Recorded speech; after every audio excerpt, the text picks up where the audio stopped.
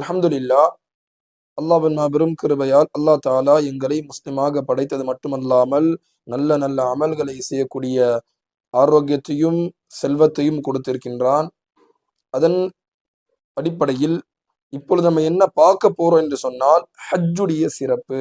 ஹஜ்ஜு யார் மீது கடமை? ஹஜ்ஜு கடமை ஆயிடுச்சு, இப்ப எப்படி ஹஜ்ஜு செய்யறது? அல்ஹம்துலில்லாஹ். ஹஜ்ஜு எப்படி செய்யணும்னு சொன்னா, ஹஜ்ஜுடைய அமல் 5 நாட்கள். பிறை 8 பிறை 12 வரைக்கும் செய்யக்கூடிய அமலுடைய பேரு தான் ஹஜ். இப்ப நம்ம ஹஜ் இந்த 5 நாட்கள்ல என்ன அமல் செய்ய போறோம்னு பாப்போமா? பிறை 8 ஃபஜருக்கு பிறகு மக்கால இருந்து இஹ்ராம் கட்டிட்டு மினாவுக்கு போகணும். மினால பிறை 8 துஹர், அசர், மக்ரிப், இஷா, பிறை 9 ஃபஜரும் மினால தொழுவோம். பிறை 9 ஃபஜரும் தொழுதுட்டோம். இப்போ பிறை 9 ஃபஜர் தொழுத பிறகு எங்க போகணும்? அரஃபாத்து போகணும். பிறை 9வது பிறையில அரஃபாத்ல தங்குறது கடமை. அங்க தங்கிதான் ஆகணும். அங்க தங்கலன்னு சொன்னா ஹஜ் நிறைவேறாது. அரஃபாத்துக்கு வந்து அரஃபாத்துல துஹர், அசர் அங்க தொழுவணும். மக்ரிப் தொழுக வக்த் வந்துருச்சுன்னா அரஃபாத்ல இருந்து எங்க வரணும்? முஸ்தலிஃபாக்கு வரணும். மக்ரிப், இஷா அங்க தொழுவணும். பிறகு ஃபஜர் வரைக்கும் அங்க துவா செய்யணும். பிறகு முஸ்தலிஃபால இன்னொரு அமல் செய்யணும். என்ன அமல் சொன்னா, அங்க கற்களை எடுக்கணும். 70 கற்களை எடுக்கணும்.